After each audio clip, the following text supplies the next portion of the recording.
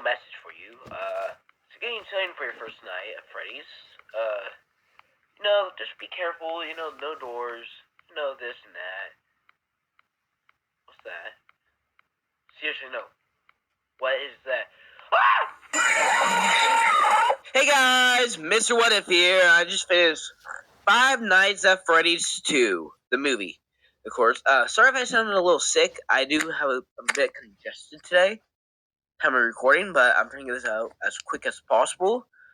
But yeah, I'm gonna say this. My brain is fried since I've been trying to upload this video, so I'm doing a challenge where I'm playing all the FNAF games, no sound. I am currently stuck on FNAF 2 Night 5 because fucking Balloon Boy won't stop leaving the vents right after I had to wind up the music box, so fuck you, Balloon Boy. Anyway, we'll get to that later. Anyway, now before we dive into the insanity they call Five Nights at Freddy's with the complicated lore, is somehow, you don't know what Five Nights at Freddy's off. First off, welcome under whatever rock you were in. I hope it was cheap. Alright. So what is FNAF? Five Nights at Freddy's is a horror franchise created by Scott Cawthon after making tons of cute children games, such as Chips and Sons Lumber Co. One day, he said, alright, you know what? I'm kind of broke, so why not traumatize, Generation and MatPat? So, boom, animatronics, jump scare, and let's say this, lore that makes Kingdom Hearts look simple. And the lore so complicated to take probably aged MatPat like 40 years just making theories. But today we ain't talking about games. Oh no, we're talking about one movie specifically that came out on December 5th. Five Nights at Freddy's 2. First off, please hit the like and subscribe button if you're enjoying this. I'm not asking you, if you really are. But anyway, if you don't know what FNAF is, it's a horror franchise game where you survive against typically around 4 to 5 animatronics, unless you count FNAF 2 or Ultimate Custom Night, where, you have typically 2 hallways, vents, or doors. Since FNAF 2 will have vents, FNAF 1 has 2 doors. You're typically feel more safe in FNAF 1, but FNAF 2 takes that concept and completely removes it. Anyway, at time of recording, I'm not sure how soon it will be, but hopefully I get this video out soon. Y'all have seen the FNAF 2 movie. If not, please click off now to avoid spoilers. And watch this after you watch the first and second movie. Okay, now with that, let's get to the game. So what even is Five Nights at Freddy's 2? Five Nights at Freddy's 2 is a prequel to the 1997 in story plays, FNAF 1. So FNAF 2 is basically Game 0, unless you want to count FNAF 4 as Game 0, or Secure the Mimic. But, so this series teaches kids, teens, and MatPat alike non-linear storytelling. So yeah, let's get to it where, every game you got a question if it's a prequel, sequel, a requel, who knows? So yeah, in FNAF 1, you have left door, right door, pretty simply 100% power, lights, cameras. We'll keep an eye on the pirate foxes. But in FNAF 2, just never heard of them. Throw them away. So, see, in FNAF 2, you got a few things. Flashlight, a mask, and cameras. That's it. No doors, no safety, and certainly if you're me, with playing Five Nights at Freddy's 2 of no sound, no happiness. Pure disappointment.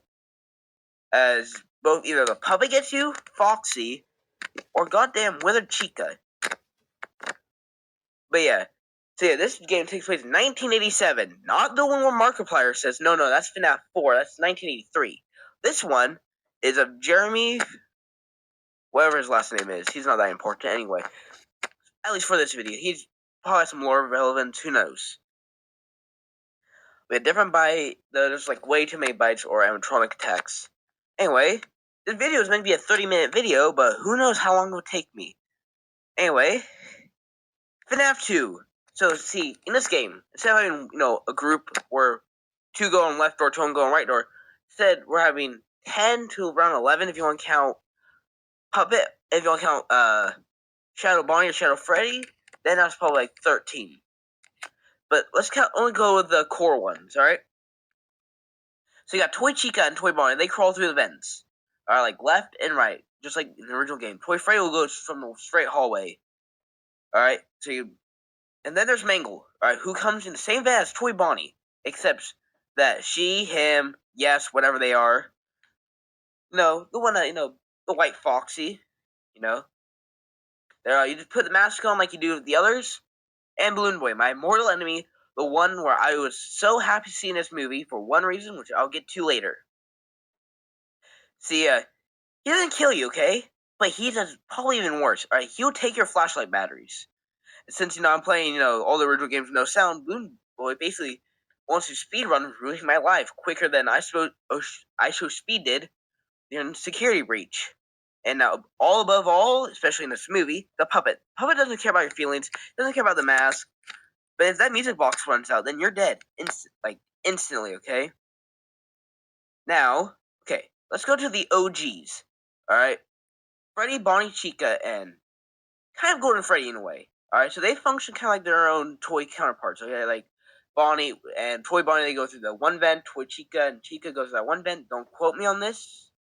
Unless they go on opposite vents. If they do, yeah, they go on opposite vents, right? And then where Freddy goes through the main hallway. Alright, now, you may be asking, alright, what about Foxy? Well, you see, you can't trick Foxy with a mask. For some reason, which, who knows? See, he would just be like, he be the night guard. Alright? So you just gotta flash him, like, you're taking paparazzi photos. Alright? He's the only different one. And you may be wondering, okay, well, then how do we get rid of Fox? Oh, no, never mind. Wait. I lost my phone. Okay, yeah. Alright. And no, that's about just the game. But now, well, see, the movie does not play around like that, okay? FNAF 2 takes place about maybe a year or two after the first movie, maybe a couple months. But if you haven't seen the movies, then this is your official spoiler warning! Click off unless you want to get springlocked emotionally. Just kidding. Just hit that like and subscribe button, you'll be survived. Alright, so quick recap so we're on the same page, okay? First movie, Mike Schmidt. Not Mike Lafton, like in the first game. Different guy. A security guard at the mall.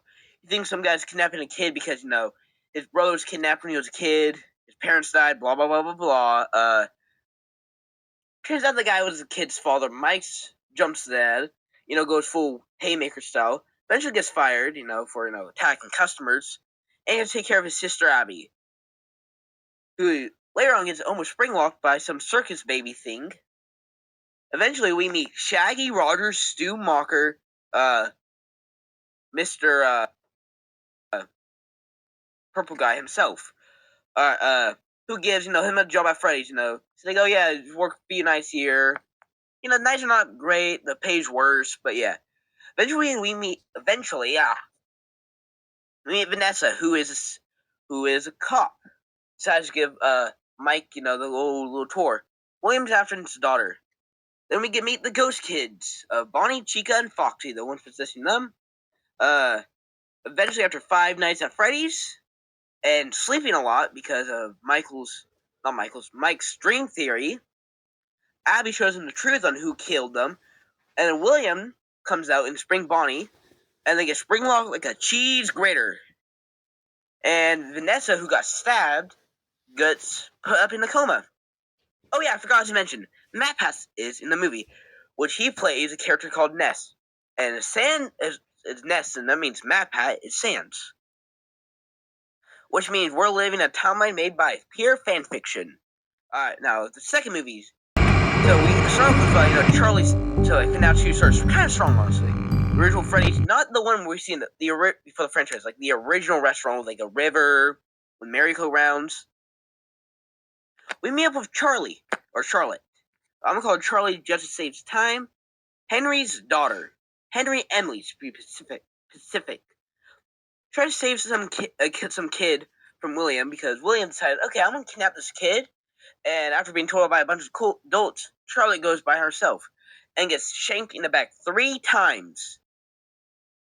And she dies and becomes a puppet. 20 years later, we're in present day of the year, like 2005 or something, I don't know. Now, we cut to Vanessa. She wakes up from a dream.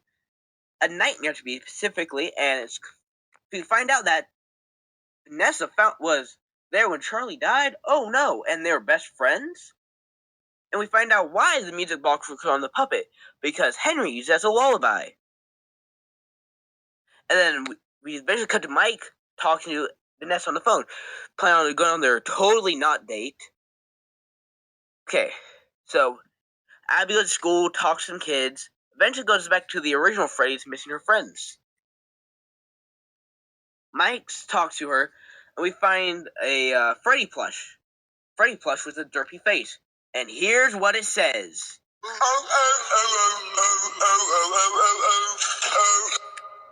An absolute masterpiece, as some would say.